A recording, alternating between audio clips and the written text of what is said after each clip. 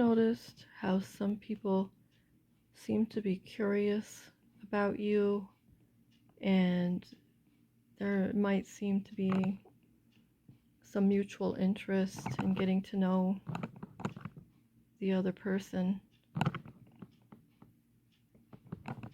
And you exchange words, a little bit of conversation, and then suddenly, like, the person has no interest anymore. Their demeanor, their attitude are all cooled off, and you're left thinking, what's wrong with me? I did something wrong, I said something wrong, or something like that. I've been down that rabbit hole so many times, and I wanted to share something that I've learned. This has kind of taken some cumulative years to put it together, because this stuff would happen in school also when I was young, and you could probably relate.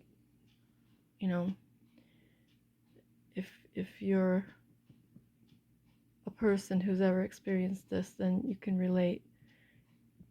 In school, you'd have a kids that be seeming like they're interested in you, and come to find out all they are interested in is the toy that you have, or the new pencil, or new notebook, or new shoes. And so once they've gotten a good look at whatever, or borrowed it, or stolen it, then they're not interested anymore. And I've come to realize that, there's people who play genuine. They play like the way they did when they were kids. They've just carried it forward. They're interested in you. They're curious about you. And now there's kind of a couple types here. Some are just looky-loos. I don't know if you ever remember Go See Cal, looky-loo, were some kind of commercial things that jingles that they used to say back in the day. They were on for years and years and years, and many old schoolers know them by heart, but it's pretty much what it is, looky-loos. They have to have some kind of front to get you to open up and to see where you're at, and see what cards you're holding and what cards they want to disclose. They're usually not people that will disclose their cards. They keep a couple in their like shirt pocket, where they can say, this is what I've got and that's what I've got, but it's really not what they've got. They're holding a whole deck in their left hand or their right hand, and they're just getting like a way around you, a way around your barrier, your boundaries rather. And rather than having to climb a fence that's got like some barbed wire at the top or a lock on the gate, they just want to show you some candy and get you to open up. So here's what I wanted to share. This type of person will approach you and begin talking to you like they're genuinely interested, open. I mean, it's a disguise that is so hard to tell is a disguise. And then after you talk to them, it's like they closed shop and left town. They see you coming, they go the other way, and you are left literally thinking like it was you. I want you to know, it's not you. It is the other person, and you're right about it. And this is how it works. These people are the type of people, I'm going to describe them to you, and you don't tell me if you don't want to, but I'm saying, no, don't leave anything personal. But what I'm saying is, ask yourself in your own mind, in your own heart, if this is what you've observed. Okay? This is my decades. What are your decades of observance? Mine are, they pull this little get to know you, this little open, yeah, I'm so interested. Then they disappear. And the reason is because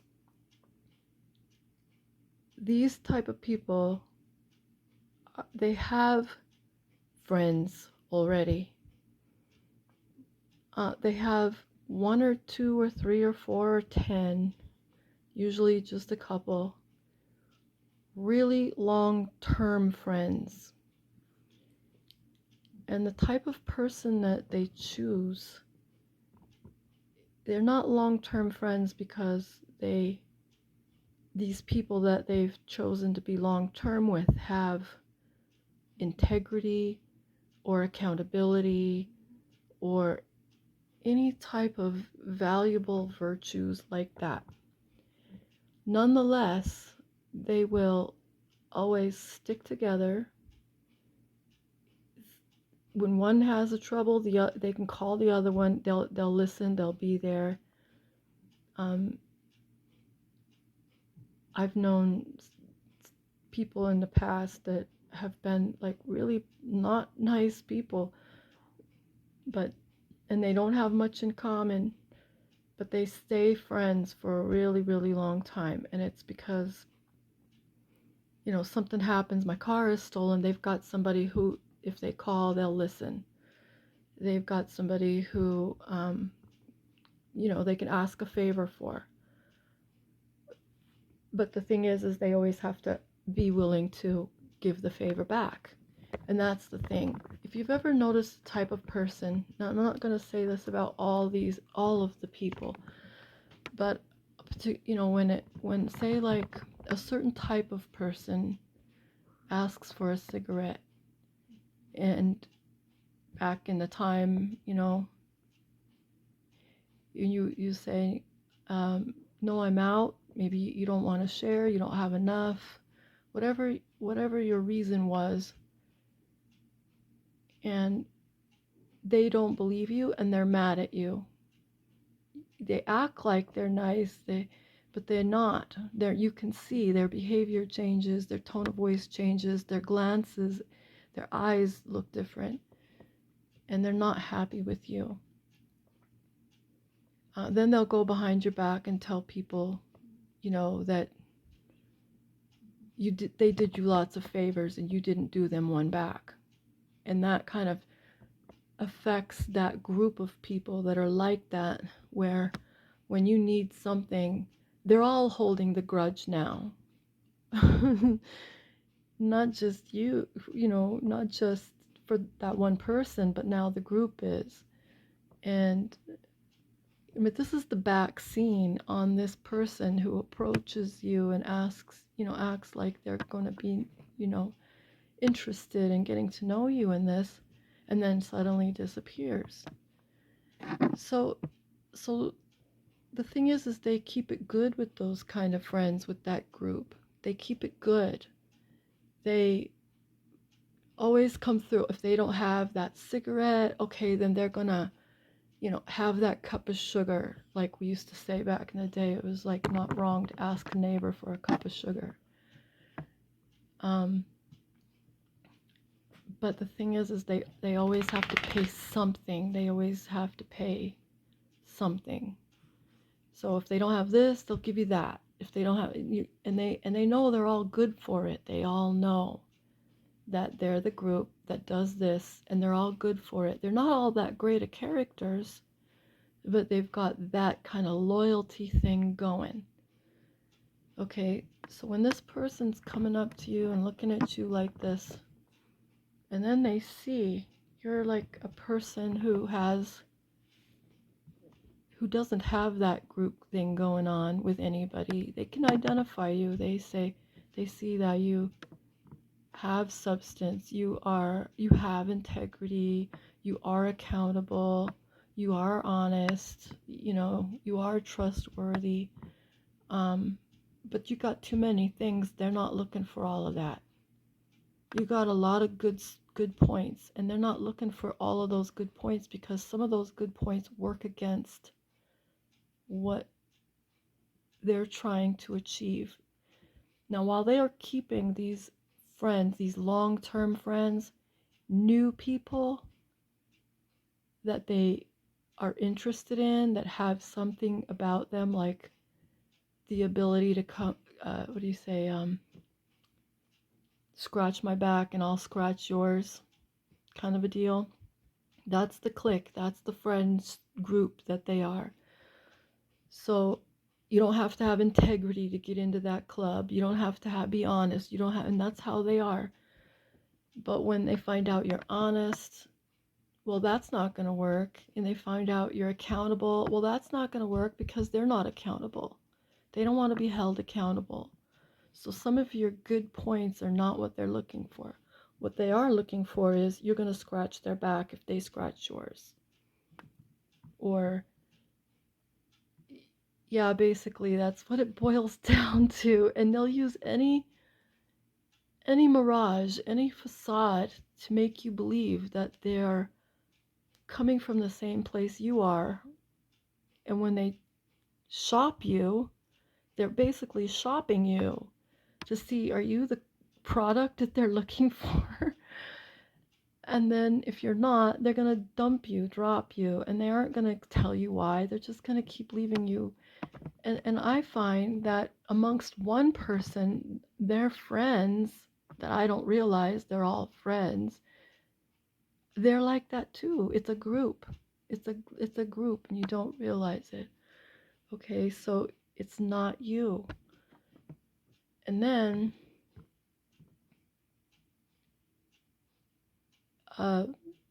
it is noted that Epicurean people were like this. You know, they'd be very nice, want the favors, not now, but in history.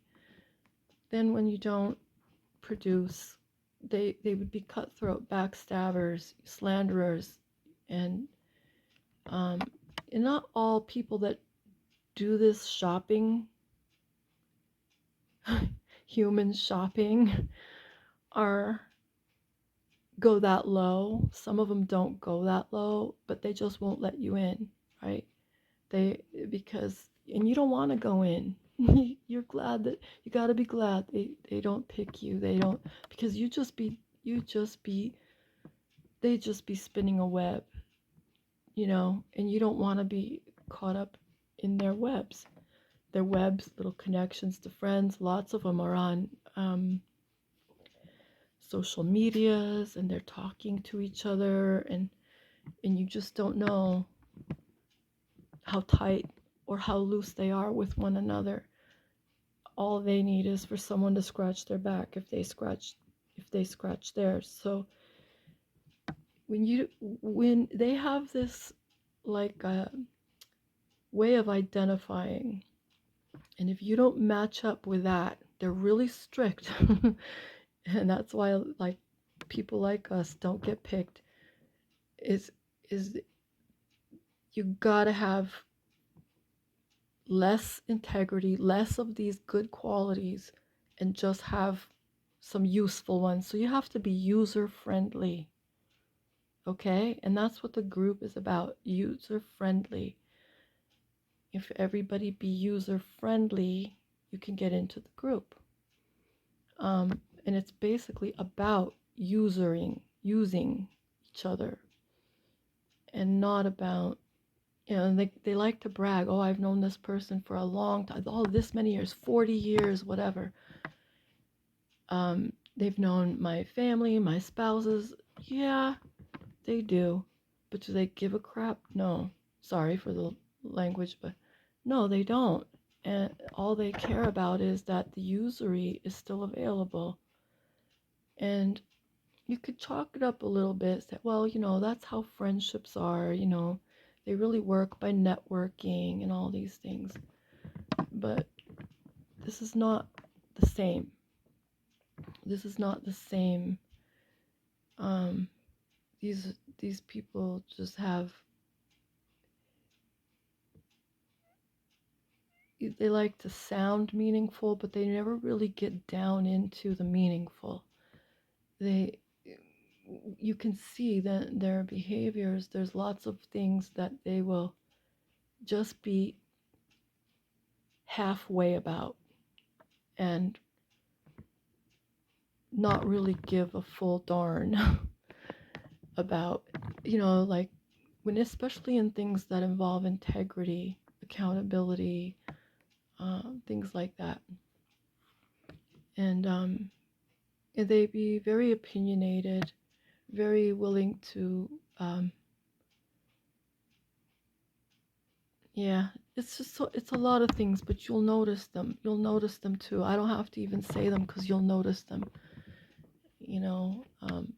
Judging, even though they say they don't judge, or like stuff. Just it could be a variety or mix match things, but you'll notice that they aren't holding to any kind of, you know, the only strict thing they're holding to is you're going to scratch their back if they scratch yours, that you're user friendly, and they're really shopping you. They're shopping people for that. And you notice that they don't come back. They don't ever like see about maybe having friendship again. They have really decided, and you aren't it. So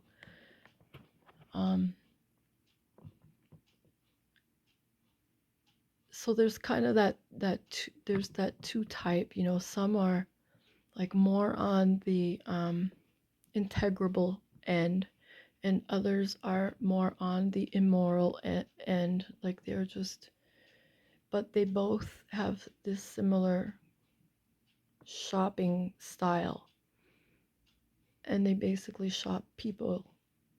Go people character shopping. They're character shopping you, and they want to see, you know, if you stick to your guns about what you think is right or wrong, or about your boundaries, or about your own personal do's and don'ts, or will and won'ts, your boundaries basically. If your boundaries, if they're not soft, like say you have a hula hoop thing around you, right? It's a big fat hula hoops. It's filled with air, and they like them to be squishy, so when they put their foot on your boundary, it goes all the way down to the ground. It goes completely flat. Like they don't have to think about it or feel it. It's not there to them. But if your boundary is firm, hard rubber or hard plastic, and they step on it and they feel that boundary, they don't want you. They don't like that. So I just don't want people to feel bad when they are shopped, okay? It's a nasty character habit that some people have. It doesn't make them totally bad, but it's so uncomfortable sometimes when maybe in a neighborhood or in a circle of people or friends, you you find yourself amongst a lot of them, because my grandmother would say birds of a feather flock together. And if you find yourself around a lot of them and they all each do it to you, because they're all that's what I was trying to say before, is the difference between curiosity and being shopped. They're not curious about you. They're curious in a way of a coyote wants to come up and smell you. Are you dinner? Or, you know, they're not they're not curious the way children are curious. Children come up curious. They want to learn. Curiosity is something that broadens a person's, thinking ability, reasoning ability, um, their life, their everything. This isn't that type of curiosity. It's not, I wouldn't even put it in the category of curiosity. This is, they have an agenda and they're shopping. They've got a an idea. It's like a shopping list. It's a you got to match these things. These are what I want. It's on their little mental list, and you got to fill that cart. If you don't fill that cart, they're not pushing pay. They're not buying in to to what you are. And that's okay. That's perfectly okay.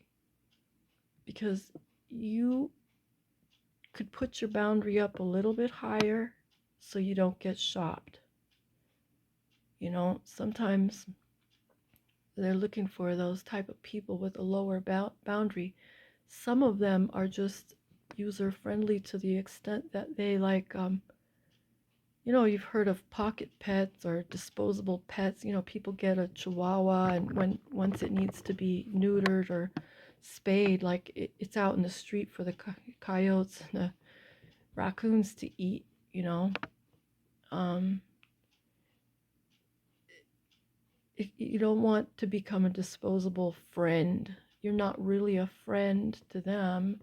They don't think of you that way. They're thinking about what what do you have of interest to me, is how they think. What do you have something of interest to me? Is it available? Can I take it from you and go away with it? Or is it attached to you? If it's attached to you, well, then they gotta come up with the other strategy about, I'll scratch my back and I'll scratch yours. But if it's something they could just take away, then they put you in the category of being a disposable friend. And it's painful sometimes because you, it's kind of like flattering you without flattering. Flattery is a covert tactic to subdue somebody into almost like seduction.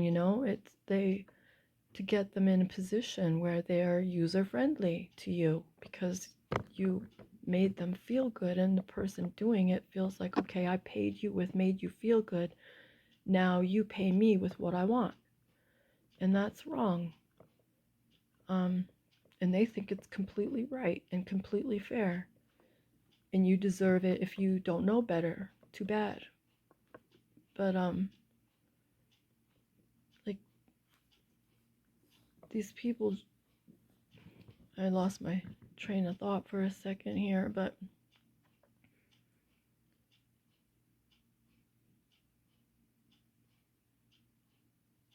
I don't know. I lost my train of thought. But what I'm trying to say is, don't be feeling bad that you got shopped, which could make you feel bad about yourself. Not just that they did this to you, but the reasons why, behind the reasons why, is the childlikeness, the childlike, that they don't understand innocence. They don't understand. Um, some people just don't lose their childlike love for other human beings. They is something that we do learn to eventually try to safeguard, or you know, um, hide a little bit for our own self-protection. But when someone comes up to us with this genuine looking um, interest that is fake, and it's you know what a lie is? A lie is made to look so identical to the truth that you can't tell it from the truth. And so people, when they get duped by a lie, they feel bad about themselves. But you can't feel bad about yourself for getting duped by a lie, because a lie is made to look like truth, and you fell for something that looked like truth. And it's the same thing as you know uh, an animal that is baited by a fake duck or something, and they can't really tell until they're so close to it, you know um, and it doesn't make them a fool. It makes the person who does that sort of thing kind of evil, kind of not nice, really not nice, truly not nice. but they may not know they do it. They may have just kind of grown up with these kind of traits that are in the category of dark. dark. I don't want to use the word, but it's just hard on people who have the childlike nature to believe. We want to grow up a little bit, and we don't, you don't believe in Santa Claus. Your beard comes down with a kid, and oh, look, it's so and so, it's Uncle so and so, or that guy. But then when the elastic beard goes back up, oh, he's Santa Claus again. We can't do that. We can't be that guy. And when they pull this on us, where they disappear, where you're going to make the mistake and become a fool is allowing it again. And they might give you excuses like, oh yeah, I was busy. Don't take any flimsy, tissue paper excuses. It's okay to have a good boundary, and part of this too is you have to learn to become at peace with the loneliness or the isolation or the feeling of rejection that it leaves you with, even though the reason why you're rejected it was good. It was because you had too many, you could say gold stars or whatever, too many check boxes of right things, and you don't fit their list. You didn't qualify, which is good, but it's it when this type of thing happens, it does kind of leave you with your mouth hanging open, a little bit of a slump on your shoulder. You're just like, what just happened? Why are they like that? What did I do? What did I say? And then when it keeps happening, especially in a group of friends that are all like them, and they're all doing it, and you just happen to walk into this group not knowing that they're all hanging out together, birds of a feather, and you get shopped by multiple of them, you start really thinking something's wrong with me. They're all rejecting me. But it isn't that. It's because of these flocking personality types that you need to get out of that area, because, if you ever go under a tree full of birds, what happens? You get pooped on. It'll go right on your nose if you don't watch out. So get out from under that flock and get out of that circle and out of those type of people. Learn to recognize them when they're coming up to you. They haven't come up to you for some time. Now suddenly they're coming up to you, and they're interested in you at a certain level, like that level that makes you feel really, really good. Like you just want to, grab a hold of that. Say to yourself, am I being shopped? Do I need to make them pass my boundary test? Here, let me fill my inflatable boundary up with some cement, and if you stub your toe on it or you step on it and don't like it, then you didn't pass my test. You're not that person for me. Because a true person who cares or really is interested about you, they're not going to come up and step on your boundary or kick it or like act like that's in their way or expect it to be flat, like a flat tire, a flat tube, like one of those little thin, flat, like blow up inflatable swim tubes, rings. That's not the kind of boundary you want to have. And if they expect that, or they're looking for that, or they act like weird over it, you can't really get them to come close to you until your boundary is lowered and lowered, that's a signal. So a real genuine person won't even touch your boundary. They'll come close to you, and they'll talk over it like it's a fence. They'll speak to you respectfully over your boundary, and they'll be patient and they'll wait, and they might have the same boundary, and you're doing the same thing. Like, you're not coming up to them and just like being all over them, inviting them someplace, like, just without that sort of natural social thing. And little kids they just kind of stare for a little while, and then they come closer, and then they kind of like um, play next to for a while. You might see kids play next to each other for like a week and or a few days, whatever. And some kids, they come straight up, they will, but you'll see that play is different when they're still exercising their boundaries. But when there's like this genuine interest about, I like this person, I want to get to know, little kids just take their time. They might like roll their little toy and see if the other kid picks it up. And if they don't, then they'll run, pick up their toy and run back out of the boundary. They understand. And but these people will act like, they'll say things like, I really want to get to know you, or, oh, you sound like you have a lot of interesting things to say. I like to hear what you have to say. Or, they'll say something that is just a worm on a hook kind of a thing, something they know that you will want to latch on to.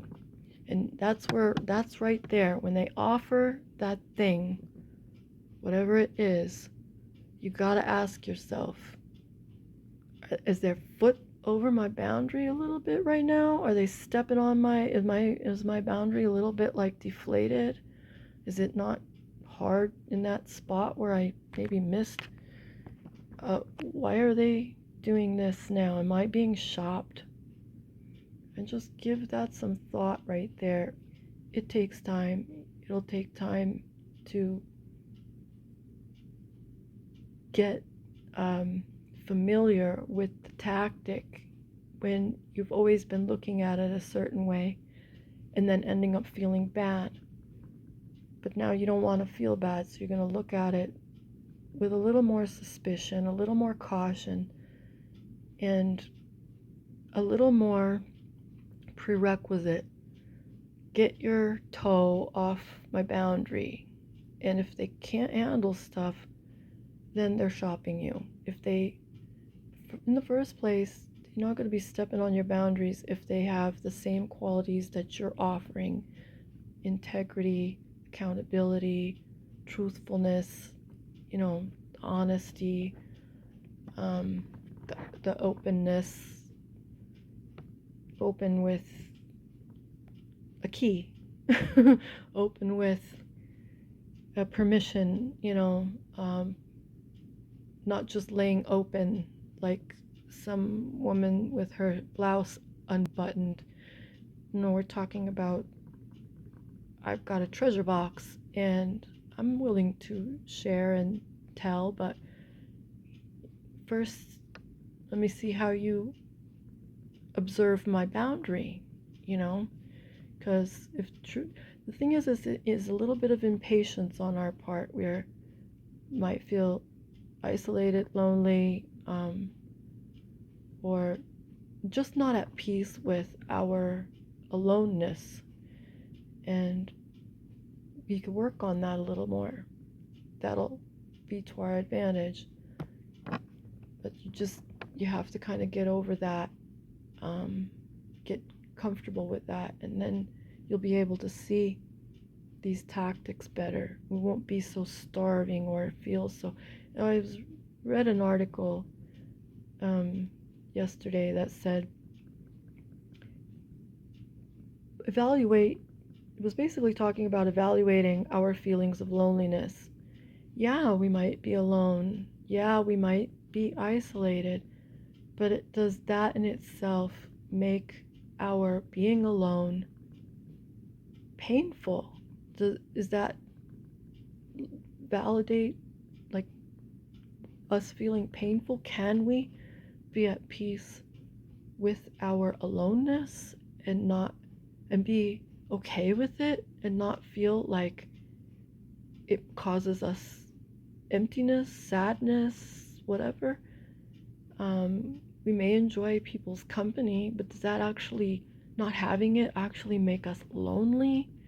They made the comment that, loneliness can cause people to die, cause babies that aren't nurtured can have failure to thrive. There's adult failure to thrive too. And yeah, some of that, but it's a lot of a perspective too. If we can control how severe it is from the inside, if we evaluate our perspective that, well, we have contentment, we do, we just don't have somebody around or whatever, so we can learn to be at peace with our aloneness and not view it as loneliness, you know. And I tried that, and you know what? It made a world of difference in just 20, not even 24 hours. I mean, I felt so much better after reading that. And then over the next several hours, and then I woke up and I was like, fine. And I've been there before. I've done this before. I used to love my aloneness, and I cherished it. What made me feel like I was lonely? Was it these types of being shopped that started convincing me I was lonely? Something was wrong with me. I was being rejected. I was being pushed away. I remember when I would push this kind of person away. When I was a certain age, like I regarded my aloneness and my singleness and I don't know, I loved it. I really did. And dreamt of being, alone, single when I grow up, not dependent, being a lot of things that involved aloneness. And I didn't feel lonely at all. And so we have to evaluate, is the way we were raised? Did our parents, when you grow up, I'm going to have grandkids, and you're going to get married. You're telling you from age like 2, who's your boyfriend? You ever hear people tell that of their to little kids? Oh, who's your boyfriend, or who's your girlfriend? Oh, you got a crush on her? Oh, no, you don't need to be talking to little tiny kids like children that don't even think about such things. You don't need to scribe that into their brains when it wasn't there. Somebody came along and scratched it onto their brains. It's like a scuff mark. It's like a scratch in glass. Beautiful, shiny, smooth glass. They come up with this scratch on it that lasts forever, and they're growing up thinking, I'm gonna have kids, I have to get married, I gotta get married by a certain age. And oh, and what is it if you're not married? You're a spinster. That's what they used to call the women back in the day, spinster. Oh, who wants to be that? I'm not a spinster, but I like to be alone. I like to be on my own. I like going for walks by myself. I like shopping without. I mean, you ever go shopping and you have somebody with you? How hard it is to put your concentration into what you need to do and what you need to get. I have literally felt that, and I've seen people, like a girl walking with her mom in the Walmart, and little by little, like she was feeling the stress of her mom's resistance to go look at things that she wanted to go look at, and her mom was resistant, maybe because she didn't want to buy it, or she didn't want to pay, or she didn't want to be bored looking at what somebody else was interested in. And this poor girl kept being being stressed out about she wants to go see this, but she knows her mom doesn't want to go see it. Oh, well, I can do it later and I can go try it and I'll come back and I'll do it. And she was getting more and more frustrated. Finally, she was like, I don't want to look anymore. I don't want, do whatever you want. Go shop what you want to shop for. And, you know, our aloneness is good. It's not it's a virtue. It's a power. And I don't mean like being a loner. Sometimes, loner, you gotta be distinctive, be able to distinguish between what a loner is and what a person who's okay being alone. I'm not talking about people who don't like being with other people. I'm talking about people who do like being with themselves as much as they like being with other people, or if they like being with other people more, they're at peace with their aloneness. And I'm not talking about the stoic loner. I'm talking about the human being, the average human being. So, yeah, I think being shopped, is something that really makes people feel rejected, alone, isolated, and that sort of thing. And that's another reason why we need to guard against allowing ourselves to be shopped.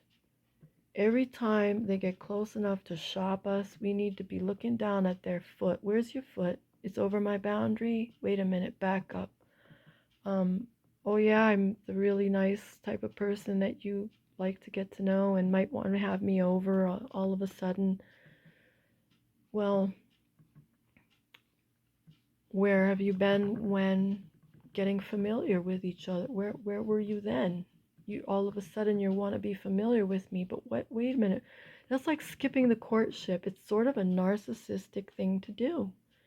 Narcissist wants to skip the courtship, wants to tell you that you're their soulmate, that that you are their fire, I forget what it's called, fire something. And you gotta don't believe in Santa Claus, you know? You see that big red glove coming at you and it's wanting to shake your hand, Well, take the mitt off. Yep, it's a hand. Pull the beard down. Yep, it's a chin. And don't be a child. You want to be childlike. You want to save that child. You don't want to not have it anymore by growing up too much, but you want to be careful and protect that child so that you don't let it be destroyed by these type of people. So don't feel bad. Take it as a credit to yourself that you got disqualified. Oh, I was going to say about the Epicureans. I call it, I heard this talk one time about Epicureans, and they were saying the Epicureans were like backstabbers if you crossed them, if like a hippo, they say it's a lot like a hippo. It seems very peaceful, very friendly. It's got this mouth with a great big grin on it, and just moves around real slow and everything. But the minute you don't even realize you did something wrong, they come after you like speed. And the Epicureans were the type that they want someone scratch my back and I'll scratch yours. And if you don't, you're going to be slandered, backstabbed, you're going to be lied about, you're going to be ousted, just until you comply, until you, be willing to get back in the groove and do what we're doing, do it our way. And so just keep that in mind, You call them Hippocureans, so you say hippo so you could remember the hippo and the Epicurean. culture, so that you can understand that behavior that is existing in these people who go shopping other people. Don't forget, they've got a list. They check your boundary. They want to come up to you and boop, oops, oh, I just knocked your tube boundary like up around your ankles. Oh, I didn't mean to do that. And they won't even acknowledge that they did it. So that's why you want a heavier duty boundary. Just keep your boundary a little bit heavier duty. You can always help the person over your boundary if they're genuine. But first, see if they're respectful. If they stay their ground, they smile at you from a distance, when they greet you, they greet you nicely, and then leave it to test. If they start coming up, like, if you see, especially if you see other people in the vicinity of circles of friends or acquaintances have shopped you, then you gotta know they're birds of a feather, and there's more of them. They like to hang out together. So, if you can't remember, just play this video again. Not that I need it, I'm just putting it out here for people because I am not, believe me when I say I'm not looking for more and more likes and comments and subscribers. I'm just not that YouTuber. So, I have in my playlist lots of videos that I don't subscribe to them, I don't like them, with a little thumbie, and I don't make any comment whatsoever, but I saved their video because it was helpful. So, yeah, anyways, I hope that this helps. I could talk, like they say, beat a dead horse. But I think I've pretty much expressed it, and my heart goes out to people that are like having to deal with this kind of thing, because as the time's going on, people are becoming more and more selfish, more and more self-interested, self-centered, and they're doing a whole lot more shopping other people than I have really seen in a long time. So, but it isn't something that hasn't been there for, since we've grown up. We've all known somebody who was like that, whether it was a kid in school or a neighbor or someone that we feel we should be close with, and they should be close with us, but they are just not playing fair. So, they're not putting up all the same quality parts of themselves. They aren't meeting. They don't want to be. They don't want to be. And then you have to accept that. But take heart. There are a lot of people who are good out there, who do mean good toward others. And tonight I met somebody I've known for a while. We didn't cross boundaries. We didn't any of that. What we did was had a couple of expressions from the heart, and that's how we could see that we were at the same place. Don't fall for mirroring, because a lot of these narcissistic type of people will mirror, and what they try to do is make you fall in love with yourself. They put a mirror in front of themselves with their head at the top of the mirror, and they mirror like all your qualities back at you with their head on top, and try to be like, yep, that's me too, and it isn't. So it's better to just wait it out, be patient, make sure they're being patient. Our hearts are on our sleeves, but we don't have to have them torn off and thrown down on the ground and stomped on by anybody. So, and those hearts are they're badges of honor in a way, you know? We don't need anybody tearing them off and treating it. And we don't need to be prideful. We don't need to be, egotistical. Like, how dare somebody treat me like that? They're there. Our ego isn't that, and we just know, okay, that's how that person is, and we know there's people like that out there, and we have to acknowledge that they have good qualities too, not just bad ones, because everybody has something good about them. I try to write the good about every single person I know on my heart and remember that about them, but it doesn't make me not be aware. It doesn't make me not be cautious, because just because a person has good qualities doesn't mean that they wear them on their sleeve. It doesn't mean that they live by it. It just means they have it. They have some, but they also have something else too, and they don't control that the way we do. So we can have the same bad qualities they have, but the difference is we control ours, and we're not shopping anybody. So that's it. I hope this has helped. You know, I hope that, yeah, I really do hope that this has helped you and helps you to deal with that type of person, and you don't have that happen to you anymore. So that's it. That's it for now.